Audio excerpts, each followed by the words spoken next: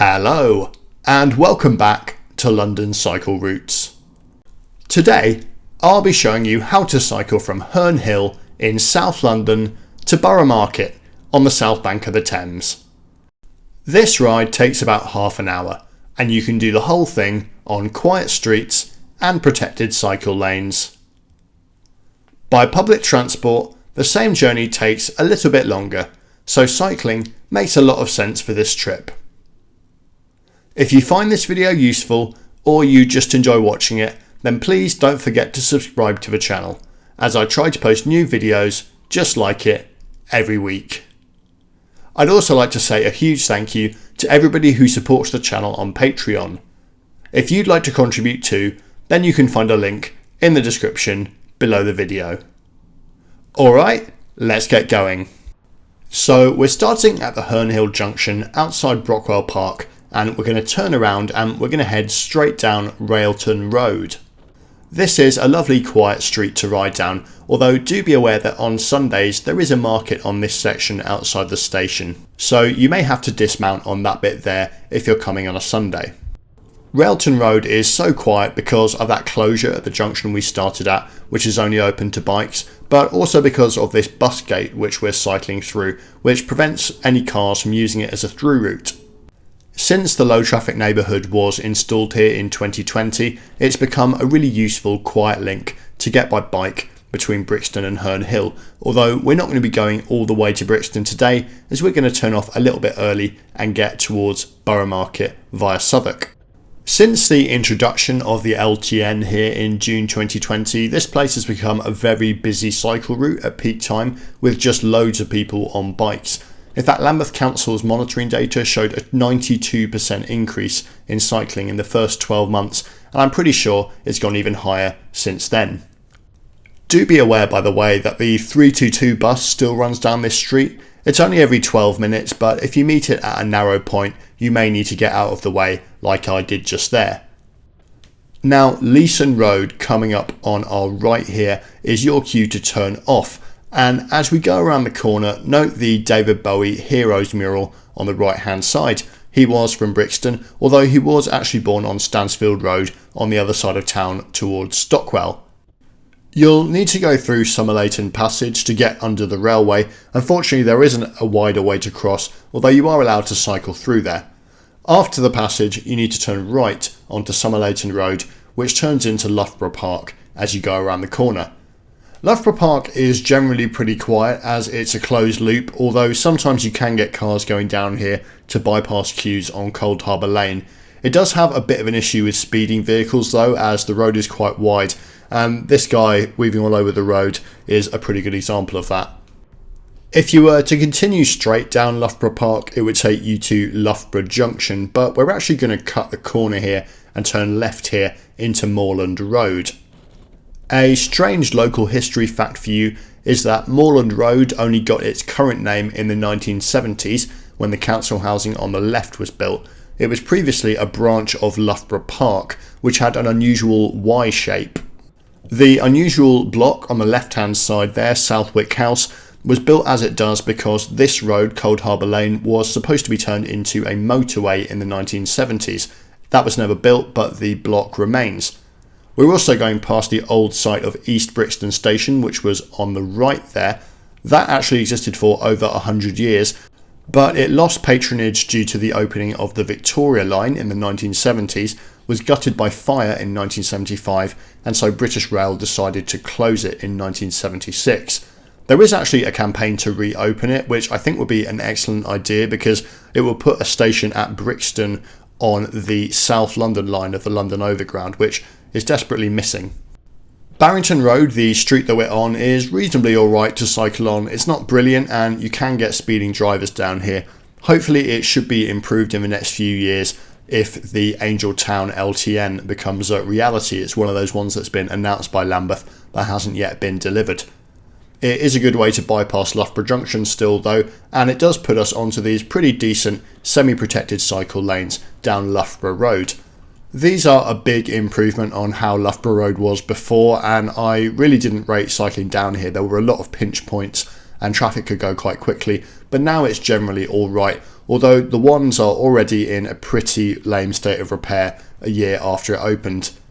We're coming up to a cycle gate here, so you're supposed to obey the cycle traffic light on the left rather than the main traffic light on the right there, and that gives you a head start over the other traffic as we go down Akerman Road.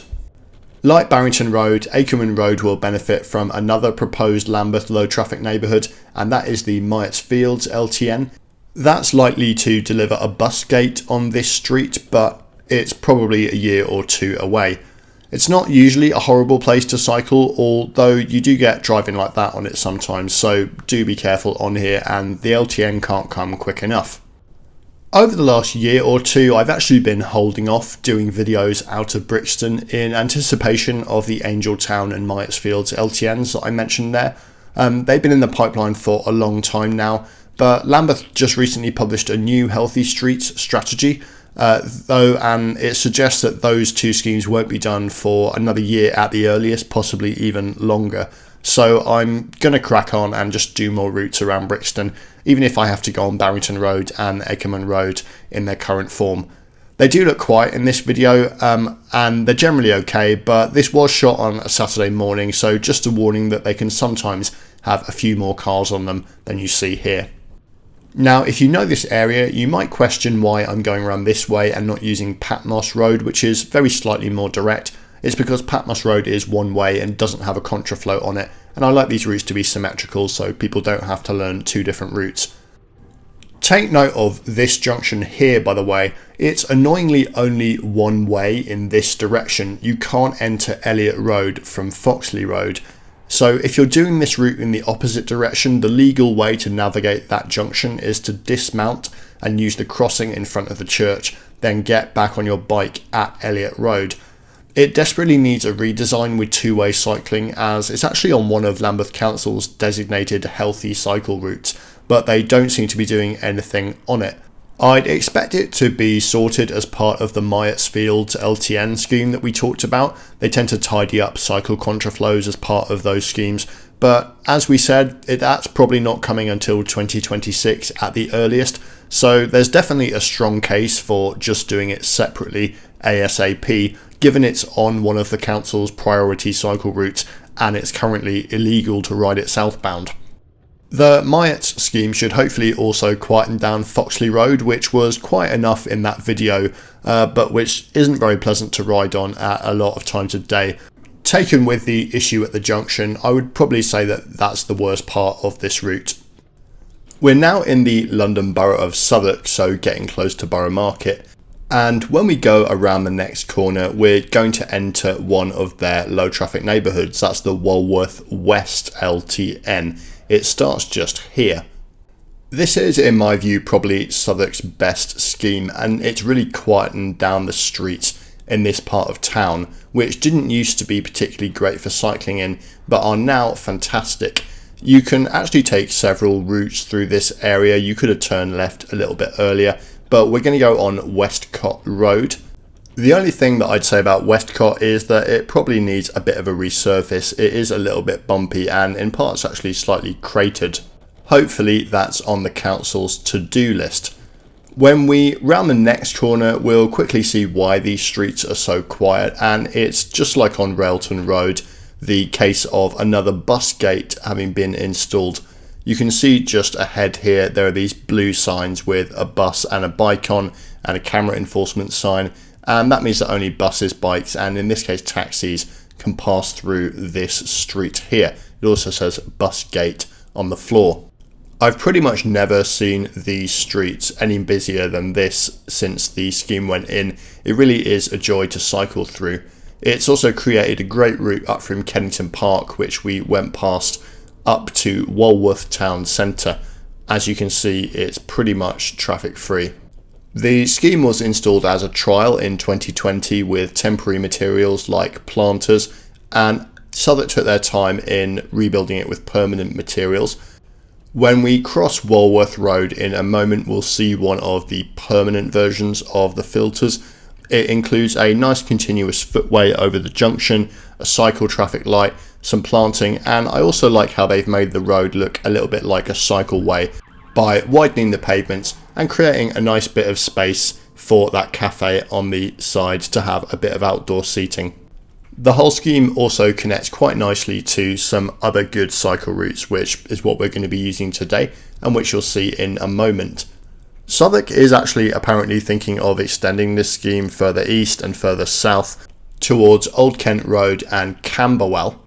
Apparently the reason it's taking so long to do is because they're locked in negotiations with Transport for London over which roads they should or shouldn't close, and TfL has sent them away to do some quite expensive and time-consuming modelling and traffic monitoring to make sure that the final design of the extended schemes works both for people walking and cycling, but also for bus services to make sure that buses aren't delayed. Buses are obviously really important for lots of people, and I do think it is good to make sure that buses remain a good way of getting around when you make changes like this. That said, it is still quite frustrating to have a multiple year delay on a scheme, and obviously it's also worth remembering that modelling isn't the be all and end all. It doesn't always match reality, and it doesn't always take into account things like people switching their trips to walking and cycling, which can actually obviously improve timings for buses on the main roads. Hopefully they can come up with something that works for everyone soon. Now, to get over the New Kent Road here, you use this toucan crossing which you're allowed to cycle over, and there's also a blue sign on the pavement there indicating that you are allowed to cycle on that little bit of pavement there using the drop curb to get over the road. Once you do that, you'll find yourself on Falmouth Road, which is a relatively quiet street and doesn't usually have too much in the way of traffic on here. I love the street trees, particularly at this time of year when all their leaves are on the ground. One thing that viewers have pointed out to me is that this junction here is worth being really careful as you approach and make sure you look both ways before you go over it, as people do speed down that road. So make sure you take care as you cross it. Coming up dead ahead of us is a pub called the Roebuck. The building is really attractive and in quite a nice setting, but what I think really makes it stand out is the public space around there. That road junction to the right there was closed off and is now a really nice spot for a load of tables for the pub, and also just a bunch of benches as well that you can sit on. There's a little piece of history coming up here which is quite cool to look at. If you look at the building on the side of Globe Street, which we're about to turn into, it has a sign on the wall saying C. Wallin and Co. Tin Box Makers. That was their factory there, and this part of Southwark was actually a bit of a mecca for making tin boxes. We don't really use tin boxes much these days, but think things like biscuit tins.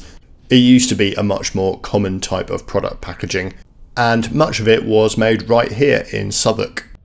I haven't been able to find any information about whether that's an original sign or a ghost sign that was there and just left, or an old sign that's been restored, but it's nice nonetheless. There's a bit of a bodge coming up here. We're going down Sterry Street, which is traffic free, and we want to go straight ahead into Crosby Row, but there isn't a dropped curb to go down from here on a bike, so you'll have to bump down the curb, or if you're going in the opposite direction, you might have to dismount depending on what sort of bike you've got. It would be cool to see a dropped curb put in there, because it makes a lot of sense as a cycle route to go from a traffic-free street onto here, which connects to Cycleway 14. You might recognise this route from many other videos I do on the channel. I'm a big fan of C14. I think it's a really nice backstreet route. We're not actually on it for long here, but it does take us roughly in the direction of Borough Market, so we're going to follow it and make use of its cycle crossings and filtered streets for a little while. Just a reminder, by the way, that you can always download the digital map of this route, which is quite a wiggly route, so it might be helpful for this one to help you remember it, and it's linked in the description below the video, and you can download the file and use it on whatever app or device you prefer. Now, in a second, we're going to turn off Union Street onto Red Cross Way. This is a two-way street for cycling, despite being one way for cars, at least on this side of the railway bridge. But when we get to the other side of the railway bridge, it's actually missing a contraflow. It's only one way. So wait for a gap in the traffic, make sure you look both ways as you cross, and then you're actually supposed to dismount here and walk your bike. Now, this is where I normally say this needs to be two-way, and it does. I think it should be two-way for cycling, although those lorries that came down here, which I think is a pretty unusual occurrence, did actually make a pretty good case for it not being two-way for cycling. As you can see, we probably wouldn't have really been able to get past them, but I think it should be done anyway. When you get onto Park Street here, it is again two-way for cycling, so you can get back on your bike and ride right up to Borough Market, which is just here and has its Christmas decorations out in mid-November.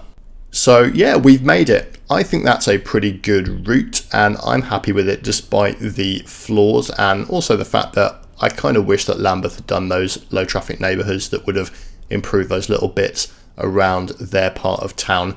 This route was requested by a viewer, so if you have any other ideas for routes that you'd like to see, then do let me know in the comments and I will see what I can do. If you enjoyed this video, then please do leave a like, as it does boost the video in YouTube's algorithms and help other people find it. If you like the channel, make sure you hit the subscribe button, as I post new videos every week, and I think it's fair to say now that I post them every Sunday. And I'd also like to say again, as always, thanks so much to everyone who supports the channel on Patreon. And if you're feeling particularly generous and you like what we're doing on the channel and want to support it, then you can always sign up too. There's a link in the description below the video. Do let me know in the comments what you guys think of the route, and I will see you all again next time.